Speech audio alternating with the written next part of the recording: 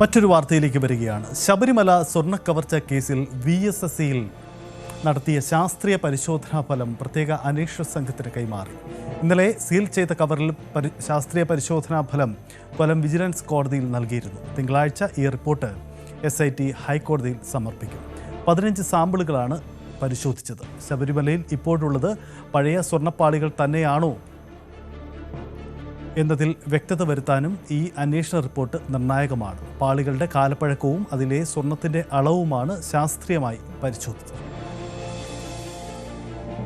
സാരംഗ് സുധാകരൻ ചേരുകയാണ്. സാരംഗ്, വളരെ പ്രത്യേകതകളുള്ള റിപ്പോർട്ടുകളാണ് കോടതിക്ക് മുന്നിലുള്ളത്. കാരണം ശബരിമലയിൽ നിന്നും നഷ്ടപ്പെട്ട സ്വർണം എത്ര അളവിൽ എത്രത്തോളം എന്നത് നിലവിലൊരു ആകത്തുകയിലുള്ള കണക്കെടുപ്പാണ്. നമ്മുടെ അന്വേഷണ ഏജൻസികൾ തിട്ടപ്പെടുത്തിയ ഒരു കണക്കാണ് പുറത്തു വരുന്നത്. പക്ഷേ അതുപോലല്ലോ, ശബരിമലയിൽ നഷ്ടപ്പെട്ട സ്വർണത്തിൻ്റെ കൃത്യമായ കണക്ക് ഉണ്ടാവേണ്ടതുണ്ട്.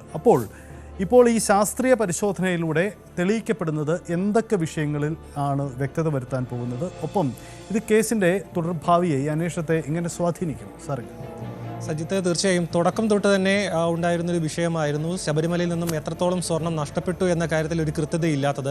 നിലവിൽ നിലനിൽക്കുന്നത് മൊഴികളുടെ അടിസ്ഥാനത്തിലുള്ള കാര്യങ്ങളും ഒപ്പം ആരോപണങ്ങളും മാത്രമാണ്. ഇതിന് കൃത്യമായ രേഖകളിൽ സ്വർണം നഷ്ടപ്പെട്ടില്ല എന്നൊക്കെ പറഞ്ഞുകൊണ്ടുള്ള രേഖകൾ കൃത്യമായി ഉണ്ടെങ്കിൽ പോലും അതിലെ തിരിമറികൾ എത്രത്തോളം ഉണ്ടെന്നടക്കമുള്ള കാര്യങ്ങളിൽ പിന്നീട് ഒരു വിശദീകരണം പിന്നീട് വന്നിരുന്നു. ഇതിൻ്റെ അടിസ്ഥാനത്തിൽ നോക്കുകയാണെന്നുണ്ടെങ്കിൽ ശബരിമലയിലെ സ്വർണം എത്ര നഷ്ടപ്പെട്ടു എന്നത് കൃത്യമായി ശാസ്ത്രീയമായി തെളിയിക്കേണ്ടത് അന്വേഷണത്തിന് വളരെ നിർണായകമായ ഒരു കാര്യമാണ്. കാരണം ഈ കോടതിയിൽ കേസ് വിചാരണയ്ക്ക് വരുന്ന സമയത്ത് ഈ തൊണ്ടി മുതൽ കോടതിയിലേക്ക് എത്തിക്കുക, അതിനൊപ്പം തന്നെ ഈ കേസുമായി ബന്ധപ്പെട്ട് എത്ര സ്വർണം ശബരിമലയിൽ നിന്ന് നഷ്ടപ്പെട്ടു, അത് എത്രത്തോളം കണ്ടെത്താൻ കഴിഞ്ഞു, അത് ഏതൊക്കെ ഭാഗങ്ങളിലേക്ക് കൈമാറിപ്പോയി, അന്താരാഷ്ട്ര മാർക്കറ്റിലേക്ക് അടക്കം എത്തിയോ എന്നടക്കമുള്ള പല ചോദ്യങ്ങൾ ഇപ്പോഴും നിലനിൽക്കുന്നുണ്ട്. അത് കേസിൻ്റെ മുന്നോട്ടുള്ള ഭാവിക്കടക്കം വളരെ നിർണായകമായിട്ടുള്ള ചോദ്യങ്ങളുമാണ്. അത്തരമുള്ള ചോദ്യങ്ങൾക്ക് അടക്കം ഉത്തരം ലഭിക്കാൻ വേണ്ടിയിട്ടാണ് കോടതിയുടെ അനുമതിയോടുകൂടി തിരുവനന്തപുരത്തെ VSSCയിൽ വെച്ച് ഈ ശാസ്ത്രീയ പരിശോധന നടത്തുകയും ആ പരിശോധന അടിസ്ഥാനത്തിലുള്ള ഫലം അത് അന്വേഷണ സംഘത്തിന് കൈമാറുകയും ചെയ്തത്. ഇതിൻ്റെ അടിസ്ഥാനത്തിലായിരിക്കും ഇനി മുന്നോട്ടുള്ള മറ്റ് അന്വേഷണവും മറ്റും നടക്കുക. മാത്രമല്ല, ഈ ഒരു പാളിയിൽ നിന്നും സ്വർണം വേർതിരിച്ചെടുത്തതിന് ശേഷം ഉണ്ടായ ഒരു കൊള്ളയാണോ, അല്ലെങ്കിൽ ഈ ഒരു ശബരിമലയിൽ നിന്നും ഈ പാളി ഇവിടെ നിന്നും ചെന്നൈയിലേക്ക് കൊണ്ടുപോകുന്നു, ആ യാത്രയ്ക്കിടയിൽ അല്ലെങ്കിൽ ആ ഒരു സ്വർണ്ണപ്പാളി മൊത്തമായി മാറ്റിയിട്ടുണ്ടോ എന്നടക്കമുള്ള ചോദ്യം നിലനിൽക്കുന്നുണ്ട്. അങ്ങനെയാണെങ്കിൽ ഈ ഒരു അന്വേഷണത്തിൻ്റെ വ്യാപ്തി വർദ്ധിപ്പിക്കേണ്ടതുണ്ട്. അതിനൊപ്പം തന്നെ ഈ ഒരു നമ്മൾ കണക്കാക്കിയതിനേക്കാൾ കൂടുതൽ സാധനങ്ങൾ ഈ ഒരു ശബരിമലയിൽ നിന്നും നഷ്ടപ്പെടാനുള്ള സാഹചര്യം കൂടി അങ്ങനെയുള്ളൊരു സാഹചര്യത്തിലേക്ക് എത്തുകയാണെന്നുണ്ടെങ്കിൽ മനസ്സിലാക്കേണ്ടി വരും. അതിനൊപ്പം തന്നെ ഈ ഒരു കേന്ദ്ര ഏജൻസിയുടെ ഒരു സാധ്യത കൂടെ തള്ളിക്കളയാൻ കഴിയില്ല. കാരണം ഈ ഒരു വലിയ അളവിലുള്ള സ്വർണം നഷ്ടപ്പെട്ടിട്ടുണ്ട് എങ്കിൽ, അത് അന്താരാഷ്ട്ര മാർക്കറ്റിലേക്ക് അടക്കം എത്തിയിട്ടുണ്ട് എങ്കിൽ കേന്ദ്ര ഏജൻസിയുടെ ഒരു സാധ്യത ഹൈക്കോടതി അടക്കം പരിഗണിക്കാനുള്ള സാധ്യതയുണ്ട്. അതുകൊണ്ട് തന്നെ ഈ ഒരു ഫലം വളരെ നിർണായകമാണ്.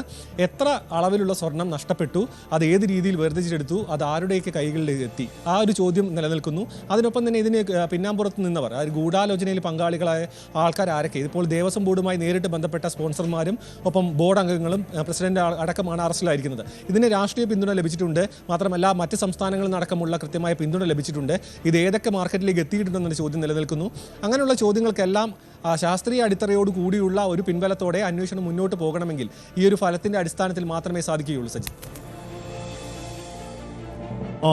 സാർക്ക് വളരെ പ്രധാനപ്പെട്ടതാണ് ആ കണ്ടെത്തൽ. കാരണം ഇതുവരെ പറഞ്ഞ കാര്യങ്ങളുടെ ശാസ്ത്രീയ വിലയിരുത്തലും കൃത്യമായ കണക്കുമാണ് കോടതിക്ക് മുന്നിൽ വരാൻ പോകുന്നത്. ഒരു കാര്യം കൂടി, തിങ്കളാഴ്ച ഈ SITയുടെ റിപ്പോർട്ട് കോടതിയുടെ മുന്നിൽ വന്നേക്കാം. ഇടക്കാല റിപ്പോർട്ടുകൾ പല കാലയളങ്ങളിലായി കോടതിയുടെ പരിഗണനയിലേക്ക് വരികയാണല്ലോ. അപ്പോൾ ഈ ഇടക്കാല റിപ്പോർട്ടിൽ ഇതിൻ്റെ കണ്ടെത്തലുകൾ എന്തായാലും പരാമർശിക്കപ്പെടും. അതിൻ്റെ അടിസ്ഥാനത്തിൽ ഒരുപക്ഷെ തുടർ നീക്കങ്ങളുടെ ഒരു പ്രഖ്യാപനം അതല്ലെങ്കിൽ നിർദ്ദേശം കോടതിയിൽ നിന്നുണ്ടാവാനുള്ള സാധ്യതയില്ലേ? ഉദാഹരണമായി, ഈ പഴയ പാളിയല്ല സ്ഥാപിച്ചത് എന്ന് കണ്ടെത്തൽ ഉണ്ടായെങ്കിൽ പുരാവസ്തു മാഫിയ പോലെയുള്ള ആദ്യമുയർന്ന ആക്ഷേപത്തിലേക്ക് ഒരുപക്ഷെ അന്വേഷണം അതിലൂടെ കടന്നു പോകാനുള്ള സാധ്യത ഏറെയില്ലേ? തീർച്ചയായും സജിത്, കാരണം ഈ ഒരു അന്വേഷണ സംഘത്തിൻ്റെ മെല്ലെപ്പോക്ക് ഹൈക്കോടതി കഴിഞ്ഞ 2 തവണയായി വിമർശിച്ചിരുന്നു. അതിൻ്റെ ഭാഗമായിട്ടാണ് പിന്നീട് മുൻ ദേവസ്വം ബോർഡ് മെമ്പർമാരായ ശങ്കർദാസിലേക്കും ഒപ്പം വിജയകുമാറിലേക്കും എത്തിയത്. ശങ്കർദാസിലേക്ക് എത്താൻ തന്നെ ഹൈക്കോടതിയുടെ 2ാമത്തെ പരാമർശം വരേണ്ടി വന്നു. അതായത് കർശനമായിട്ടുള്ള വിമർശനം വന്നതിന് ശേഷമാണ് ഈ ഒരു ശങ്കർദാസിലേക്ക് അടക്കം അന്വേഷണം എത്തുകയും അറസ്റ്റിലേക്ക് അടക്കം കടന്നത്. അതുകൊണ്ട് തന്നെ ഈ ഒരു അന്വേഷണ പുരോഗതി ഹൈക്കോടതിയെ കൃത്യമായി ധരിപ്പിക്കുക, ഹൈക്കോടതിയുടെ വിശ്വാസം നിലനിർത്തുക, ഈ 2 കാര്യങ്ങളാണ് പ്രത്യേക അന്വേഷണ സംഘത്തിന് മുൻപിലുള്ള നിർണായകമായിട്ടുള്ള കാര്യം. കാര്യം. കാരണം പൂർണ്ണമായും ഹൈക്കോടതിയുടെ നിരീക്ഷണത്തിലുള്ള നിയന്ത്രണത്തിലുള്ള അന്വേഷണമാണ് മുന്നോട്ട് നടക്കുന്നത്. അതുകൊണ്ട് തന്നെ ഇത് കൃത്യമായ രീതിയിൽ മുന്നോട്ട് പോകുന്നു എന്നത് ഹൈക്കോടതിയെ ധരിപ്പിക്കേണ്ട ഒരു ആവശ്യകത പ്രത്യേക അന്വേഷണ സംഘത്തിനുണ്ട്. അതേപോലെ തന്നെ 2 മുൻ ദേവസ്വം മെമ്പർമാരെയും അറസ്റ്റ് ചെയ്തിരിക്കുന്നു. അതുമായി ബന്ധപ്പെട്ട അന്വേഷണം നടക്കുന്നു. ഈ ഒരു ശാസ്ത്രീയ പരിശോധനയുടെ അടിസ്ഥാനത്തിലുള്ള കൂടുതൽ വിവരങ്ങളടക്കം കോടതിയെ ധരിപ്പിക്കുന്നു.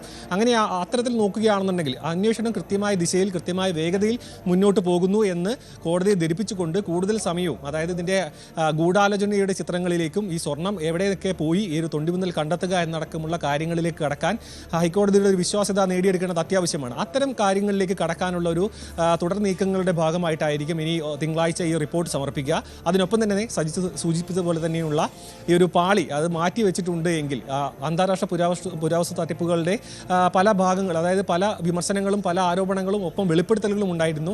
അതെല്ലാം ശരിവെച്ചുകൊണ്ട് പിന്നീട് വീണ്ടും ഒരു അന്വേഷണത്തിലേക്ക് കടക്കേണ്ടി വരും. അതിനൊപ്പം തന്നെ നോക്കുകയാണെന്നുണ്ടെങ്കിൽ ഒരു കേന്ദ്ര ഏജൻസിയുടെ ഒരു സാധ്യത അടക്കം തള്ളിക്കളയാൻ കഴിയില്ല. കാരണം കേരളത്തിനകത്ത് നിൽക്കുന്ന ഒരു കാര്യം മാത്രമായിരിക്കില്ല പിന്നീട് അന്വേഷണ സംഘത്തിന്റെ ഭാഗമായിട്ട് വരിക.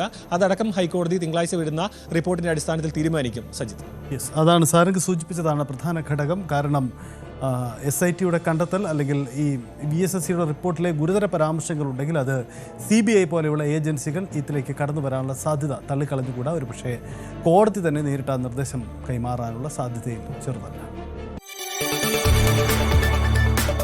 കൂടുതൽ വാർത്തകൾക്ക് News 18 Keralam YouTube channel subscribe ചെയ്യുക.